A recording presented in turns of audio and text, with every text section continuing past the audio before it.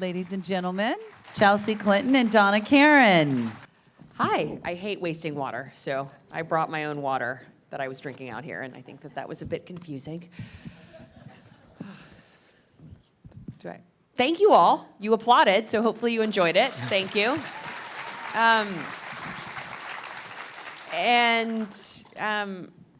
It was so nice of the festival to welcome and recognize Cynthia Wade, who did direct 3 of the episodes. I also just want to acknowledge Arlene Nelson, who directed this episode, because we are very cognizant of kind of what collaborative team efforts each of the episodes were, and that the series certainly was and is, and we're very proud that all of our women were directors, our showrunner was a director, our producers were largely women, our crew was a majority, kind of women-led and women-staffed, and so we're just so grateful that while certainly there are a lot of gutsy women that you see, on the screen in each episode, there are also were a lot of gutsy women behind the scenes who helped us make each episode and make the whole series. And so I now will happily hand the stage over to my kind of dear friend and heroine, Donna, but I just wanted to take the chance to acknowledge all the women who really enabled us to make Gutsy Women.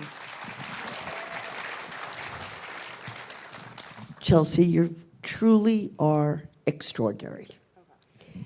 And when I look at Chelsea, I remember Chelsea when she was that big. The age I am in some of the photographs that are quite embarrassing, and now everyone sees. And now I see a woman. And I say, when I say woman, there's a man in every woman. And what we've created is an extraordinary group of women that are sitting here today. And Chelsea, you've been such an inspiration, and your mom. And I guess as a mother, and as somebody who has watched you grow over the years, to see what you've just created is really quite amazing. And for all of you who have not seen each of the pieces, I highly recommend you watching every single one of them. I've seen it now 2 times. And it just gets better each time that I watch it. And I want to thank you and your mom for doing it. And so the first question that I have for you tonight, I have to put on my glasses because I can't see anymore. There we go.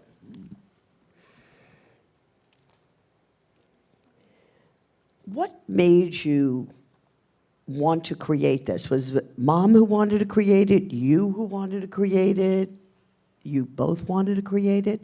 How did it happen? So we wrote a book called The Book of Gutsy Women that came out in the autumn of 2019. And that book was very much both the kind of codification and continuation of a conversation that my mom and I had been having for as long as I can remember. Even when I was a little girl, I have memories of my mom talking to me about how gutsy the women were in my life. My grandmother, who you see photographs of and you hear me kind of reference briefly, my mom's mom had been abandoned first by her parents, and then when she was 13, and she'd been living for a handful of years with her grandparents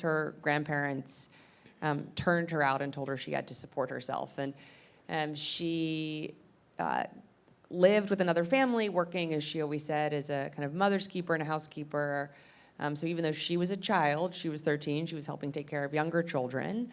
And she still went to school every day, and she was on the dean's list every semester, and she graduated from high school. And so, when we talked about that graduation photograph, it very much is an extraordinary achievement. I think when anyone graduates from high school, that was particularly extraordinary for my grandmother. And my dad's mom was a single mom who, put herself through nursing school so she could give a good life and the life that she kind of wanted for her son, my father. And so I grew up with these stories of real gutsiness in my own life, and then my mom also would take me to see gutsy women. So I remember going to see Geraldine Ferraro when she came to campaign in Little Rock. This surprises no one in the audience, I know.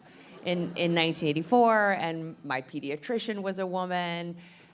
Lottie Shackelford was the mayor of Little Rock when I was a little girl, and my mom would take me to kind of her public events, and then also, we would watch, documentaries or movies about, amazing, gutsy women. And so, when we were looking for something, now to answer your question, Donna, to work on together, we wanted to work on something together, we thought, well, this just feels very organic to us. We'll write a book about at least some of the stories of gutsy women who've been so inspiring. We initially had more than 200 profiles that we submitted to our editor, and he said no, not because he was a he, but because it would have weighed probably 10 pounds.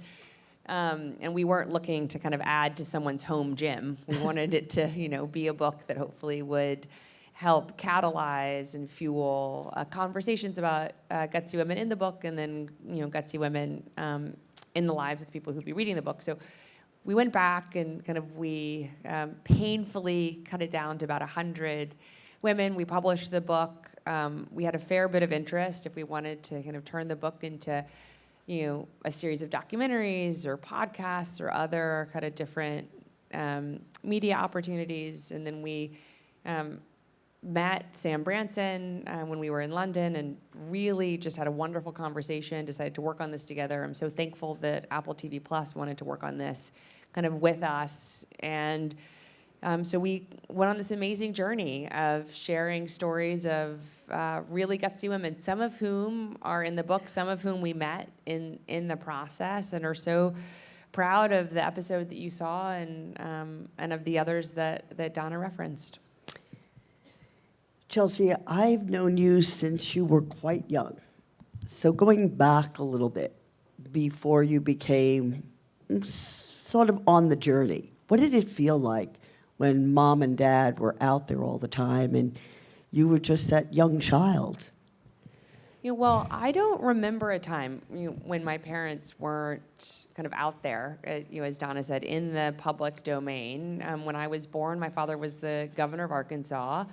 And my mother was also very much a kind of public activist, advocate, public figure in her own right. She kind of had rather infamously given her commencement speech at Wellesley at her college graduation, a kind of an invective against the Vietnam War, and had garnered a lot of attention for that. She'd been involved in kind of efforts for children's rights, for disability rights, for kind of women rights, throughout the kind of late 60s and the 70s. And so when I was born in 1980, both of my parents were already public figures. So I don't have any memory of them not being public figures. I do remember both my parents, even from when I was very young, talking to me about their work, explaining kind of why they did what they did. I had little desks in both my mom and dad's offices because they often had to work over the weekend, so I would go with them and I would do my work. I would be like coloring in a coloring book. But I'd be very proud if I stayed within the lines, right? That was like my work for that Saturday. And then I remember in 1987, there was an effort to persuade my father to run for president, and he decided to not do that. And my parents talked about how it was partly because they thought that I was too young and that they wanted me to always know I was the most important part of kind of their lives. And I remember in 91, my parents talking to me, about how my dad was now considering running for office, and would I be okay with that? And they made it very clear if I had said no, I wasn't okay with it, then my father, wouldn't have run. I said no, I am okay with it, and they said, we'll still very much be here, like we'll be around. And I do think now, particularly as a parent who loves being a parent first and foremost, and loves being a mom, it's the most important part of my life, period. I now am very aware of how hard my parents worked over that campaign. It was 13 months. It's probably very strange now for those of you who are younger, where people seem to just constantly be running for president. But back in the day, in the 90s, it was like 13 months.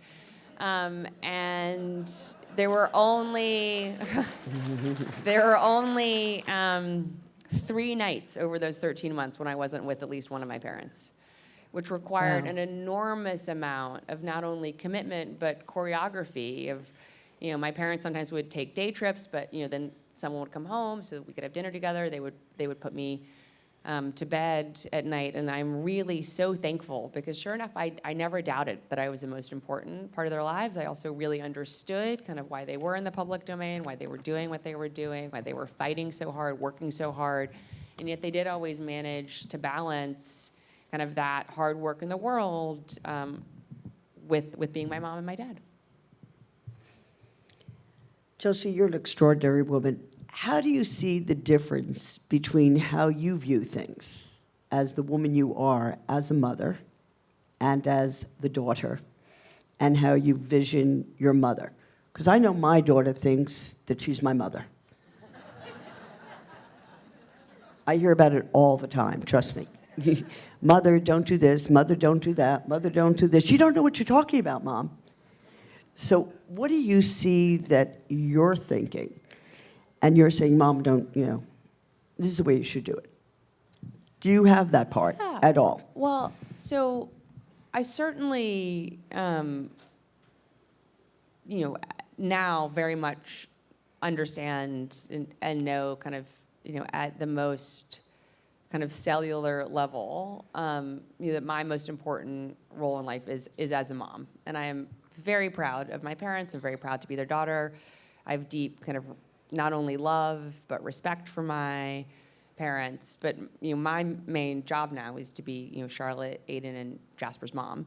And I appreciate the advice that my mother gives about being a mom, but I don't always listen to it if I don't think it's the right answer, for me, for my children, for kind of my my relationship, with my kids. And to my mom's credit, there are a few things she'll push on, but generally she gets it and she respects, me now as a mom. I am though really thankful that my parents did always include me in kind of not only big family decisions like we were talking about, but also just in kind of dinner table family conversations. And I was always expected to have an opinion about things where an opinion was merited. I also was always expected to know the difference between an opinion and a fact, something I wish that more adults understood today. And I now echo that, with our kids. And I do that because I understand how much of who I am, today really was shaped by those conversations. Not only my parents' example or the examples of the people that my parents, brought into my life or kind of took me to see, as I was talking about my mom really very consciously taking me to see, kind of powerful and gutsy women, at a local and at a national level, but that those conversations were really important. And I think also important because I then felt comfortable disagreeing with my parents, when I felt strongly about something. And when I was a little kid, I think I probably felt strongly about why I should get to eat just grape jelly for lunch or something. That's probably an accurate example. I loved grape jelly as a child. I OD'd on grape jelly at about 10 and probably haven't had it in the last 30 years because of the volume of grape jelly that I consumed before I was 10.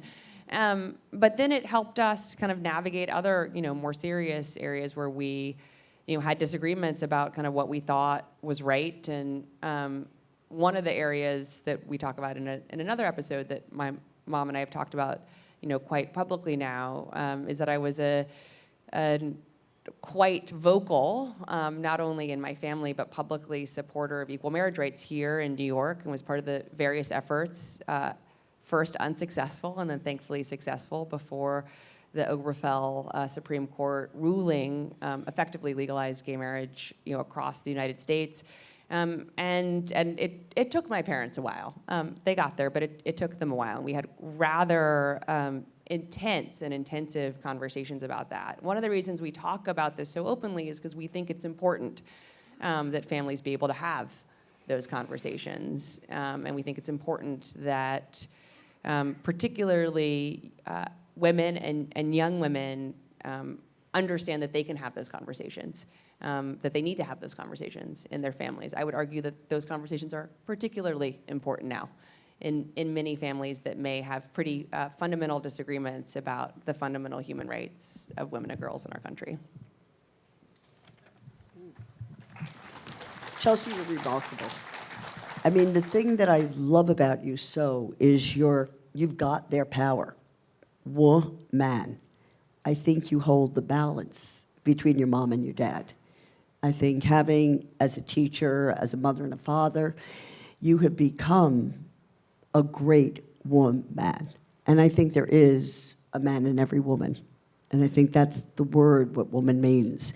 And the connecting of the dots of what you've perceived, that we all connect and we all can create the change that's needed in the world today, because we're living in a very difficult time. And as that child, and who have children now, what do you feel that you can say to the younger mothers today, what you would like to see them move forward to do? Oh, goodness. I do think, well, I'll answer your question, but just as I was thinking while you were asking it, Donna, I have all of these memories when I was pregnant with Charlotte, my oldest child, of everyone was like, just like listen to your gut instinct. And I remember thinking, but like, isn't there a right way to change a diaper? Like, aren't there some things where there's just like a right, thank you for laughing. Like, isn't there just like some things where there's just like a right way to do things? And I do think that then is a segue into answering your question, because I think, every mother has to, figure out kind of what do we need to learn from others, and what do we need to learn kind of with our children, kind of how do we have that balance of confidence and humility, the confidence to be able to raise our kids, and also kind of the humility to know that sometimes to kind of raise our kids kind of safely, we need to have help, and we need to feel comfortable asking for help when we need it, because we all will need that, at some point in time, probably more than just one point in time. I think that we are living in a quite unsettled and unsettling time. I think we're living in a quite dangerous time. And I think that we need people to not be overwhelmed by that danger, but also to not discount it. And hopefully that each of us, in whatever way feels right to us, in whatever way feels,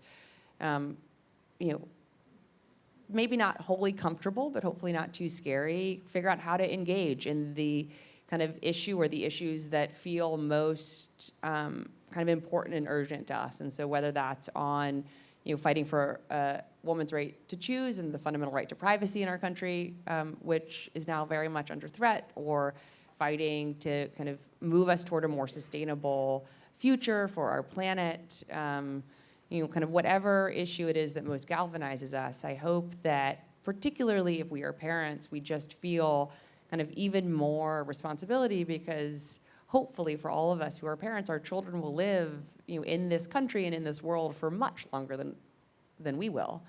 And so we all just then have more of a stake in the world that we want, our children to live in. And I do often find, and I have started to say this, a lot recently, because this to me is an important point. I do really struggle, particularly as a parent, when people say, the young people are going to save us. And I'm like, that's my job, right? Isn't it my job as a parent to try to ensure that my children don't need to save me? Like, I thought that was my job. Like, why am I going to abrogate my responsibility and look at my 7, 6, and 3-year-old and be like, oh, don't worry, or maybe worry, because you're now going to have to save me? No, like, I want them to go to second, first, and like preschool. Like, that's what I want them to focus on right now, not to feel the overwhelming weight of like, what are they going to do to save the planet? What are they going to do to save democracy? Like, what are they going to do to like save human rights or women's rights? No, like, I want to do what I can do for as long as I can do it, in whatever ways I can do it, so that hopefully they don't have to worry about that. Because I am concerned that we seem to have this just complete like sense of cynicism right now. Like, oh, like there's nothing to do, but I'm not going to worry too much. It's like the escape hatch of the cynicism. Like, I'm not going to worry too much because like the young people are going to save us. No, like we need to try to save us so that they don't have to. Sorry. As an older woman, I am looking at you as the younger woman, not to your children. But I'm an adult. That's okay. It's No, that's like it's a school strike for climate kids, and everyone's like, "Look at the kids; they're gonna save us." I'm like, they should be in 10th grade. Like they are out here striking for climate because we have failed them. So let's stop failing them so that they can go back to 10th grade. We agree with you completely. It is, and we, the editorial we here, wants to thank you so much for your empowerment, your desire, your passion for looking at the world and what I call connecting the dots. Because every single one of us is a dot. And a dot is wonderful. But unless they're all connected, we're each individual. But at the same time, we all connect to make it a whole. And that's what Mother Earth is. So Mother Earth is not, we start with the United States as united. We start with the mother and the daughter and the mother and the child. But we're looking at a whole right now. And in this whole, your age, what you've learned will be of such enormous help to the generation who could truly go out there and make the difference. And I would like you to tell me what the mother can do and the daughter can do to deal with this problem that we're living with today. Oh gosh, well, Donna, That's a lot. I do think I do think that each of us, has to start with what we're most passionate about, or we're most inspired by, or maybe actually what just like makes us the most angry. To start from a place of real connection at kind of the level of our guts and our heart and our head all together, because I think that connectivity will be so important to sustaining our engagement and our effort. And I think we do have to realize that we have to work not only at the electoral level, and certainly like with the midterms coming up, I do think it's incredibly important that we all vote at kind of in every election at every level. And also that we have to work beyond the ballot box as well, at the cultural level and at the normative level. Like I find it deeply troubling, in this kind of larger moment that we're kind of living through in this country, that like human rights have become like thrust into the realm of opinion. Like somehow, like my right to bodily autonomy and self-agency is up for debate, right? Or that like soft core racism and anti-Semitism are acceptable now on like large social media platforms because it's someone's opinion. Like opinion is like, I like this boxed water more than I like the water that comes out of plastic bottles. I mean, that's also probably good for the environment. But like, I think it tastes better. Like we can have a discussion about that, not whether or not I should get to choose what happens in my own body, not whether or not like someone's humanity is equal to someone else's. Like I'm deeply troubled that like sexism and racism and homophobia and Islamophobia and anti-Semitism and every ism now seems to just be like an acceptable way for someone to express themselves, in public or in schools or in private without real contestation and response and kind of large scale, kind of at a community level pushback to say, no, that is not who we want to be. That is not what we think is right or good or just or healthy or decent or moral. And so I think we have to continue to show up and vote in every election, but we also have to continue the conversations against all the ways that hate has permeated, I mean, since the founding of our country, but particularly in the last 6 years. And I think that shouldn't only matter on Indigenous Peoples Day, like that has to matter every day.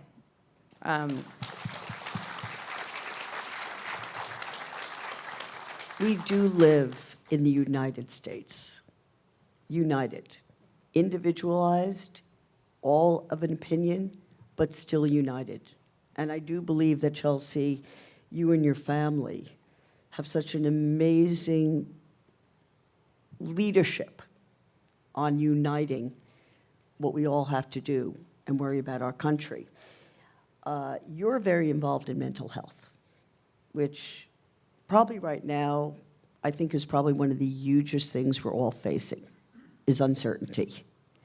Children are listening and seeing everything online. They're feeling not as good as, because they're comparing themselves to each other.